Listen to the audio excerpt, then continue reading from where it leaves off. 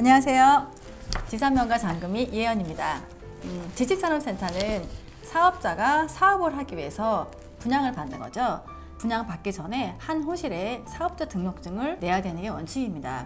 제가 처음에 분양을 받았을 때는 사실 분양을 도와줬던 분이 하라는 대로 시키는 대로 했었는데 이제 와서 생각해 보니까 기억이 안 나고 어떻게 했더라 생각이 나질 않습니다. 그래서 저처럼 지산을 입문하고 또 처음 받아보려고 하시는 분들께 도움을 드리고자 공인중개사이신 이진현 소장님을 모시고 말씀을 나눠보도록 하겠습니다. 안녕하세요. 안녕하세요. 네, 지식산업센터에 들어올 수 있는 업종이 있고 없는 업종이 있는데 사업자 등록증을 낼 때 어떤 식으로 내는지 업종은 어떻게 선택하는지 한번 말씀해 주시겠어요? 일단 지식산업센터에는 입주 가능 업종이라는 게 있어요. 네네. 그래서 그 입주 가능 업종에 맞춰서 사업을 하는 거고 네. 또 그 사업을 하시는 분들만 입주를 하실 수가 있는 거죠. 그래서 보통 이제 투자하시는 분들 같은 경우 처음에 내가 굳이 사업을 하지 않더라도 이제 사업자 등록증을 이제 내야 되다 보니까 네. 그러면 입주 가능 업종을 등록을 해야 되는데 네네네. 그 입주 가능 업종이 뭘까? 그렇죠. 이렇게 되게 궁금해 하세요. 근데 네. 실제로 굉장히 많아요.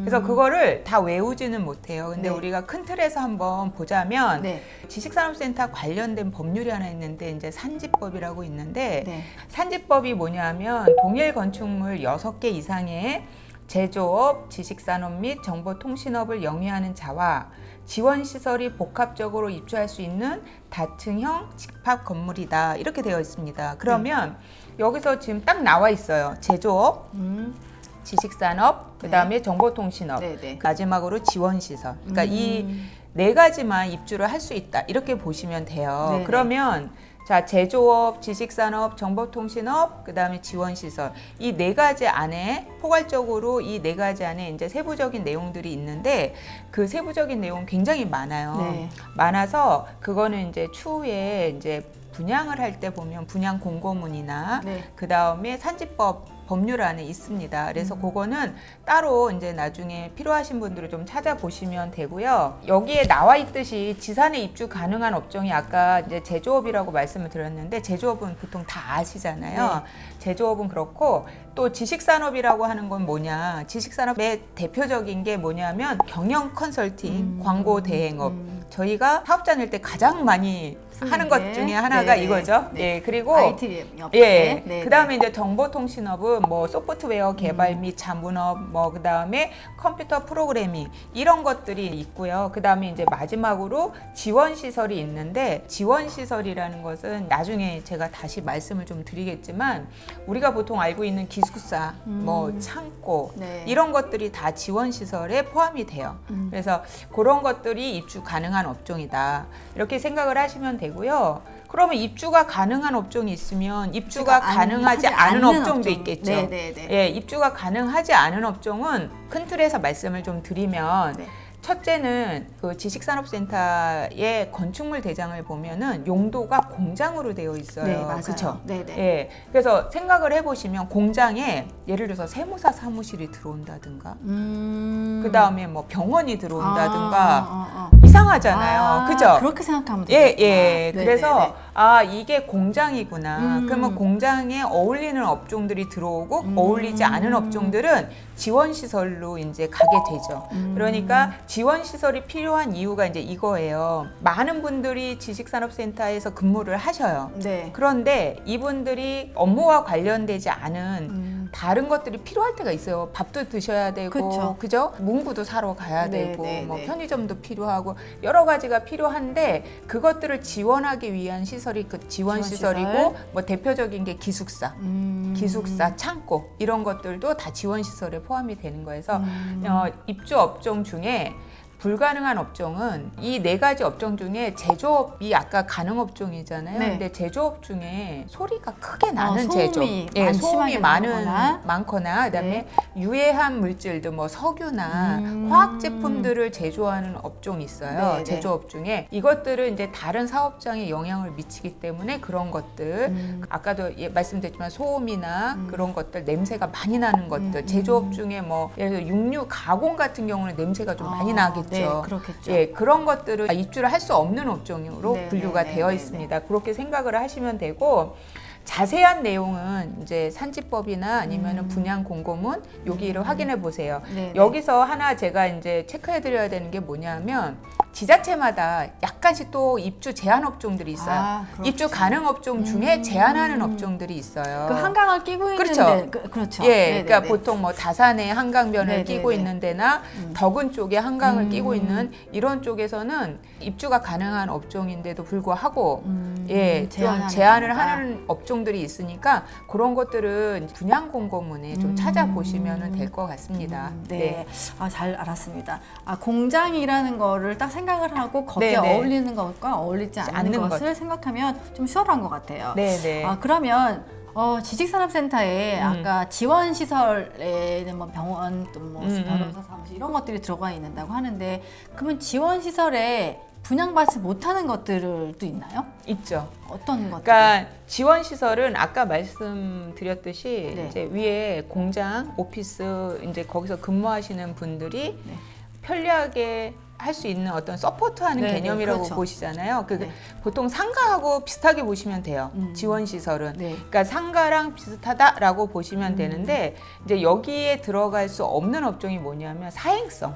아, 예. 뭐 도박 같은 거. 그렇죠. 네네, 왜 경마 이런 경마, 거 있으면 안 도박, 돼요. 네. 사행성 이런 거는 지금 들어갈 수가 없어요. 그런 것들이 들어갈 수 없다고 생각하시면 되고 네. 그다음에 이제 장내 시설, 아. 위험물 뭐 이런 거 있잖아요. 이런 것들은 들어갈 수가 없어요. 그래서 다단계의 유흥업소, 그러니까 오락실 같은 거 어때요? 오락실. 오락실 같은 거 못 들어가죠. 아, 못 들어가요? 네네. 아, 그렇구나. 예, 오락실 같은 거 못 들어가고 뭐 노래방. 단란주점, 노래방 이런 거 못 못 들어요? 들어가요. 예. 여기 노래방 하나 생겨. 네. 그래서 그렇구나. 왜냐하면은 네. 근무해야 되는데 시끄러우면 안 되잖아요. 네네, 그렇구나. 네네. 근무하는 사람들이 많이 계시는데 막 노래방은 낮에도 막 네네, 하잖아요. 네네네. 근데 막 시끄럽게 할 수는 없잖아요. 그래서 이렇게 생각하시면 돼요. 상가는 일반적인 상가 건물들은 사람들이 거기에 머무르는 게 아니고 왔다 갔다. 다녀가는 거잖아요. 네네네. 그런데 지식산업센터는 근무를 해서 하루 종일 여기 일을 사람들이 하니까. 근무하면서 여기에 있잖아요. 그렇기 때문에 이런 업종들이 들어오면 시끄럽고 해서 들어오지 못하는 그렇게 거예요. 되겠구나. 예, 그래서 그렇게 생각을 하시면 좀 들어올 수 네네네네. 없는 업종 딱딱 좀, 생각이 났어요. 네, 좀 정리가 편하게 됐어요. 정리됐어요. 예, 편하게 생각이 드실 거예요. 네. 소장님 같은 경우에는 네. 왜 평택에 4개를 받으셨잖아요. 네네네네. 그럼 4개가 칸이 다 다르면 사업자증을 다 다르게 이렇게 하셨나요? 예를 들어서 지식산업센터를 한 호실을 받으면 문제가 네네네네. 없는데 2개, 3개 많이 받으시는 분들이 네네. 이제 간혹 그런 말씀을 하세요. 사업자를 다 내야 되느냐, 아니면 뭐 사업자 하나로 다 해야 가능하느냐. 되느냐, 그러니까 네네네. 각각 내야 되느냐, 네네. 하나로 내야 되느냐 물어보시는데 네. 이것도 케이스 바이 케이스입니다. 네. 그러니까 예를 들어서 인접되어 있는 호실들을 분양받으시는 경우가 있어요. 네네네. 예를 들어서 501호, 502호 네. 이렇게 분양을 받으셨다고 하면 이거는 내가 501호, 502호를 하나의 사업을 하기 위해서 분양을 받았다? 그러면 하나의 사업자를 등록하셔도 돼요. 네. 예, 만약에 내가 네. 501호, 502호를 받았는데 501호와 502호의 사업자 사업이 다른 사업을 하겠다. 그러면 각각 사업자를 내셔야 돼요. 예. 업장마다 사업자 네. 등록증이 하나씩. 하나씩 있는 게 네. 편리하다. 네, 예, 그렇구나. 왜냐하면 대출받을 때. 네네네. 나중에 매도할 생각이 있으신 분들은 필히 하나씩 각각의 호실마다 사업자를 내라고 말씀을 드려요. 그런데 이제 만약에 내가 매도할 의사는 없는데 네. 사업을 할 의사는 있는데 2개 호실 내지는 3개 호실을 받아서 제가 하나의 사업을 하겠다 그러면 하나의 사업자를 내시는 게 편하고 제가 사업자가 2개가 필요하다. 그랬을 때는 뭐 각각 내시면 되는 거고요. 네. 그 다음에 같은 건물에 네. 5층에 하나 있고 10층에 하나 그럴 있고 수 있죠. 예, 이럴 수도 네네네, 있죠. 네. 이랬을 때는 각각 내는 게 편리하시고 그다음에 이제 뭐 같은 지역인데 네. 아예 이제 건물이 다른 경우도 네네네네. 있어요. 그런 경우는 그냥 각각 내셔야 각각 돼요. 내서. 각각 내는 게 조금 더 네. 수월하겠네요. 수월하죠. 그런데 네네. 이제 단점이라고 하면 네. 나중에 세금계산서 이제 임차를 나왔을 때 세금계산서 발행을 호실별로 하셔야 돼요. 머리 아프다 갑자기. 네네네. 조금 세금계산서 나오니까 머리가 좀 아프시죠? 네네네네. 예, 그래서 그런 좀 단점이 있기는 하는데 네. 어쨌든 이제 분양하는 시점에서 봤을 때 내가 이거를 매도할지 안 할지 모르는 상황이다. 그렇죠. 그랬을 경우에는 각각 호실별로 사업자를 내시는 게 유리하다. 저는 그렇게 말씀드리고 네. 저도 각각 호실별로 다 사업자를 냈어요. 예. 한 사람의 사업자를 막 5개, 6개, 10개, 20개 이렇게 있어도 상관은 없는 상관은 거. 없어요. 그렇구나. 네. 제가 어떤 일을 계속 하고 있었어요. 네. 네. 지식산업센터를 이쪽에 분양을 받기 위해서 새로운 사업자를 내야 되잖아요. 네. 하고 있는 게 이전을 했을 때 네. 이럴 때 또 사업자 등록증을 또 발급받아야 하나요? 예를 들어서 제가 다른 곳에서 실제 사업을 하고 있는데 네. 나중에 2년 후에 분양받아서 사업장을 옮기고 싶다. 네. 그런데 그러면 사업자를 내야 되느냐? 그럴 경우에는 기존에 있는 사업자로 분양을 받으실 수 있으세요. 아, 그렇구나. 네, 분양을 받으시고 네. 기존에 있던 거는 예를 들어서 없애시거나 네. 뭐 임대를 주실 수도 그렇죠. 있잖아요. 네. 임대사업자를 내셔서 임대를 주시면 되겠죠. 아, 그렇구나. 네네네. 홈택스에 들어가면 사실 간단하게 할 수 있다고들 얘기는 하는데 처음 해보는 사람은 되게 어려울 수 있거든요. 그렇죠. 홈택스에 들어가는 것 자체만으로도 저는 솔직히 맞아요. 너무 싫어요. 네, 그거에 맞아요. 대해서 정말 어떤지 어떻게 해야 되는 건지. 일단 네. 어려우시면 세무사 가시면 돼요. 네네. 세무사 가셔서 이제 신청하시면 예를 들어서 내가 분양받으려고 했던 곳이 곧 관할 세무서를 가시면 그날 바로 나오고 서울 어디쯤에 분양을 받았는데 집이 경기도 네. 뭐 고양시다. 네네네. 그래서 고양 세무서를 찾아가게 되면 네. 한 이틀 정도 하루나 이틀 정도 걸려요. 나오는데 아. 그래서 세무사는 어디를 가셔도 상관은 없으세요. 아. 예, 어디 가셔도 상관이 없으시고 네. 또 집에서 홈택스로 네. 예, 간단하게 신청을 하실 수도 있으세요. 세무사를 가는 거는 그 지식산업센터의 관할 세무서. 네, 를 그렇죠. 찾아가는 그렇죠. 거죠? 물건지 관할 세무서 아, 그거. 신청서 작성해서 내면 바로 발급해 주세요. 그럼 집에서 할 때는 집에 홈택스. 홈택스. 네, 어렵지 않은가요? 어렵지 않아요. 그럼 사업자 등록증을 신청하는 시기는 언제가 제일 좋을까요? 원칙적으로 네. 사업자 등록증은 사업 개시일로부터 20일 이내에 하는 게 원칙이에요. 네.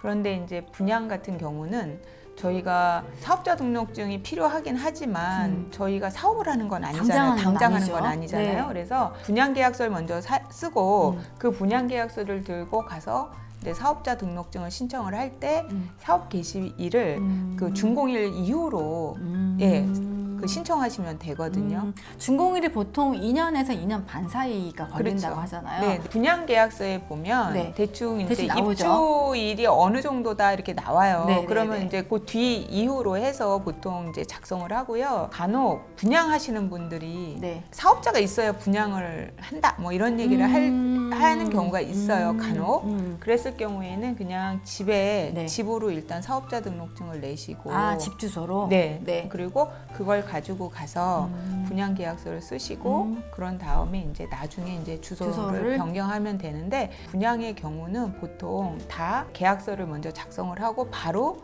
사업자 등록증을 이제 발행을 받죠. 네. 네. 스스로 할 수 있다고 다들 얘기하시는데 네, 그 네. 부가세 환급에 대해서 좀 간단하게 얘기해 주시겠어요? 저희가 분양을 받게 되면 네. 계약금 10%를 내잖아요. 네, 그 네, 네. 10%에는 공급가액이랑 이제 세액 그래가지고 저희가 10%를 내게 돼요. 네. 그러면 시행사에서 세금 계산서를 발행을 해요. 그러면 이제 저희가 보통 일반 사업자들은 매년 2번을 부가세 신고를 해요. 정기 신고를. 그게 1월하고 7월이에요. 네. 그런데 이제 제가 계약을 한 2월쯤 했어요. 네. 2월쯤 했는데 세금 계산서가 나왔어. 네. 근데 저는 이제 이거를 7월까지 기다리지 않고 조기 환급 빨리 받겠다. 빨리 받고 싶다. 그랬을 경우에 이제 조기 환급 신고를 홈택스에서 하실 수 있어요. 그리고 네. 혹시라도 나는 홈택스 너무 모르겠다 하면 사실은 세무서에 가셔도 가능은 해요. 돈을 가서. 내진 않나요? 돈은 내지 않아요. 네. 물어보면 다 다 대답을 해주세요. 예, 알려주시는구나. 예. 네네. 그래서 가져가시거나 아니면 홈택스에서 한두 번만 해보시면 네. 굉장히 쉬워요. 조기 환급 받는 거 같이 한번 올려보겠습니다. 네. 네. 그래서 조기 환급은 네. 세금 계산서가 발행한 달에 2월 25일까지 신청하시는 거예요. 세금 계산서가 발행이 이메일로 다 오죠. 그렇죠. 예, 예. 이메일로 오고 나면 그 다음 달 달 25일까지 25일까지 신청을 하시는 거예요. 하면 언제 나오나요? 그러면 그 다음 달 10일 정도에 돈이 나와요. 돈이 빨리 나와야 돼요. 네.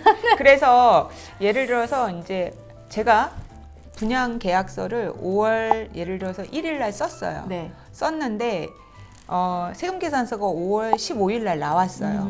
그러면은 이제 저는 다음 달 6월 25일까지 조기환급 신고를 하고, 신고를 하고 그런 다음에 7월 달에 그러면은 돈이 나오겠죠. 아, 그렇구나. 그런 식으로 하시면 되고요. 네. 개수가 많거나 그러면 네네네네. 귀찮으신 분들은 이제 조기환급 신고를 안 하시고 그냥 두셨다가 7월이나 1월에 한 번에 몰아서 그냥 정기 신고를 하시는 거예요. 근데 그 신고는 네. 내가 만약에 놓쳤어요. 네. 그러면 어떻게 되는 건가요?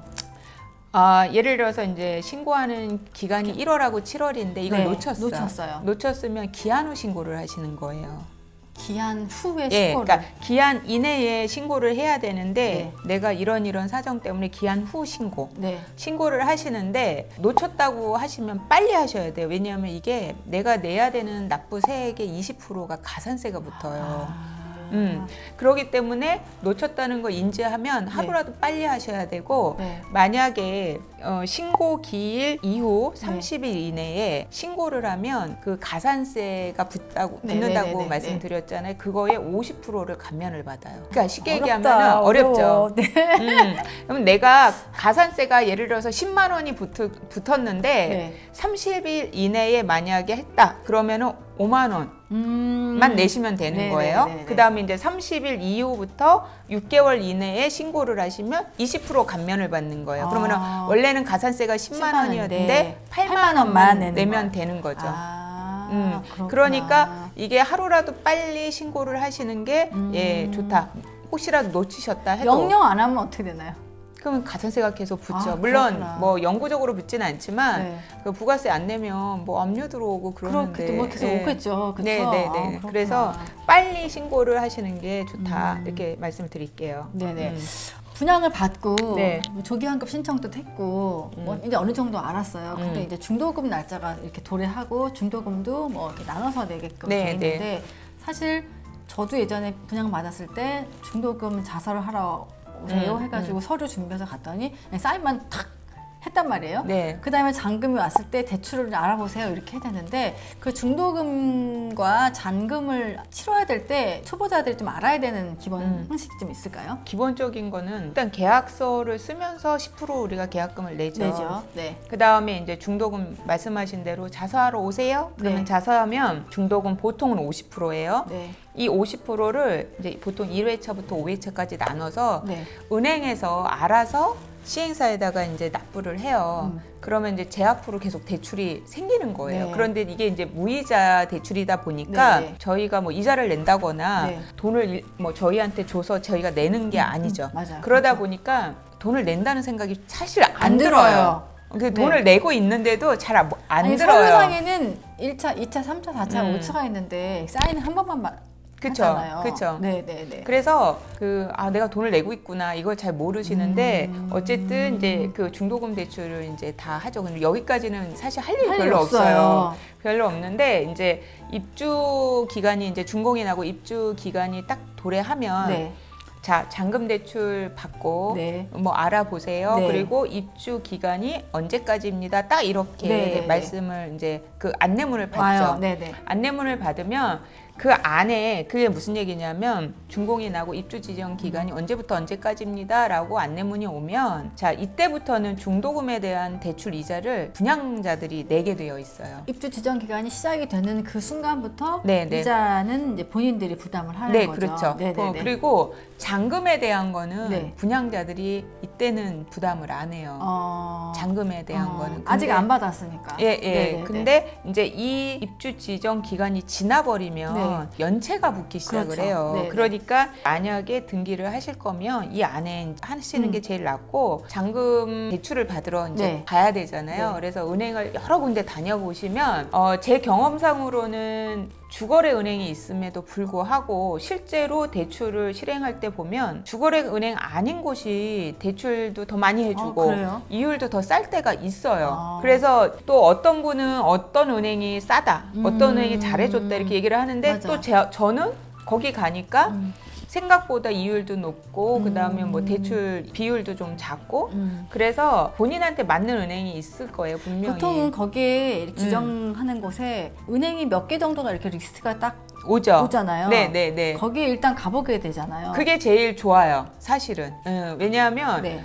은행일을 보다 보면요, 지식산업센터에서 잘 모르시는 분들 되게 많아요. 네. 은행에 계신 분들이. 근데 이제 거기에 나와 있는 은행들은 이 지식산업센터에 대해서 잘 알고 그다음에 이 현장에 대해서도 잘 아시는 분이고 굉장히 호의적인 분이라고 생각하면 돼요. 네. 그래서 우리한테 호의적이기 때문에 되도록이면 이분들은 그 대출 실행을 잘 될 수 있도록 도와주려고 하는 은행들이에요. 그래서 네네네. 저는 일단 1차적으로 그런 은행들을 좀 찾아보고 그 다음에 이제 뭐 2차적으로 거기가 마음에 안 드시면 지인이나 이제 또 분양하시는 분들도 많이 알고 계시니까 네네네네. 그런 분들 통해서 또 소개받아서 알아보시고 이 마지막에 잔금 대출을 네. 발품을 많이 파시면은 그만큼 또 이율도 좀 내려가고 합니다. 예, 그래서 그렇구나. 예, 여기서 애를 쓰셔야 될 거예요. 네. 마지막에. 그러면 가까운 지역이 네. 그러니까 물건지랑 가까운 지역에 있는 은행권이 조금 더 유리할까요? 아니면 뭐 그런 건 상관이 없이 뭐 아는 지인의 소개 또는 제가 주 거래했던 이런 데가 좀 더 유리할까요? 경험상 저는 네. 지식산업센터를 잘 아는 은행의 거리와 상관없이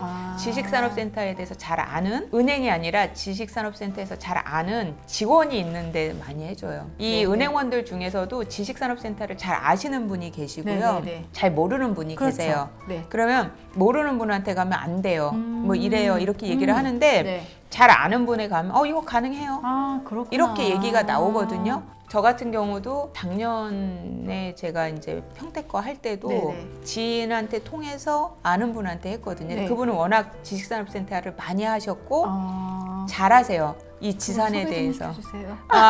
그런데 제가 하나 말씀드리지만 이율이 낮지는 않아요. 나는 이율이 조금 높아도 좀 많이 대출해 주는 데를 가고 싶다. 네. 나는 조금 대출을 좀 적게 받아도 이율이 낮은 게 좋겠다. 그러면 은행의 선택이 달라지세요. 그렇구나. 그럼 사실 은행이 중요한 게 아니고 어떻게 보면 그 담당자, 네, 담당자가 담당하시는 중요해요. 분이 예. 중요하네요. 담당자가 중요해요. 그래서 그리고 또 전략적으로 지식산업센터에 대출을 많이 해주는 은행이 있어요. 얼마 전에 이제 그 농협이 좀 그랬었죠. 네네, 저희 맞아요. 유원도 그렇고 네네네. 안양 IS 어.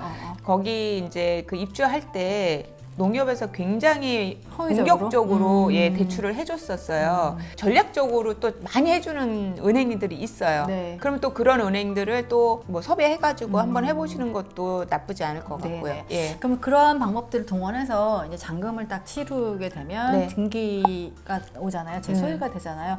그럼 등기가 딱 왔어요. 그 다음에 할 일은 뭐가 있을까요? 그다음 등기가 마지막으로. 없으면 등기가 오면 이제 임대차 맞추셔야죠. 부탁드립니다.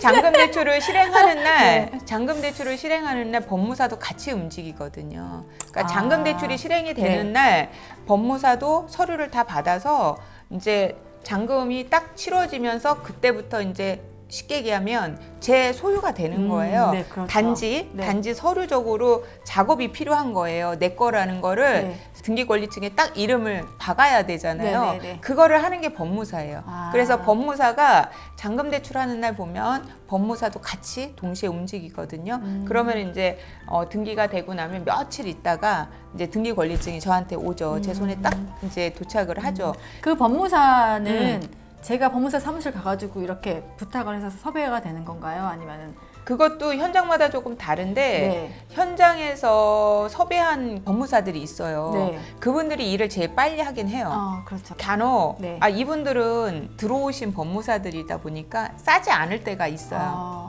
법무 비용이. 네. 나는 조금 내가 아는 사람은 법무 비용이 싸. 그러니까 나 이쪽에다 할래. 그러려면 일 처리가 매끄럽지 않을 수가 있어요. 그러다 보면 좀 더 그냥 주고. 더 주고 이쪽에 할래 하시는 분도 있고 그래도 나는 이쪽에 할래.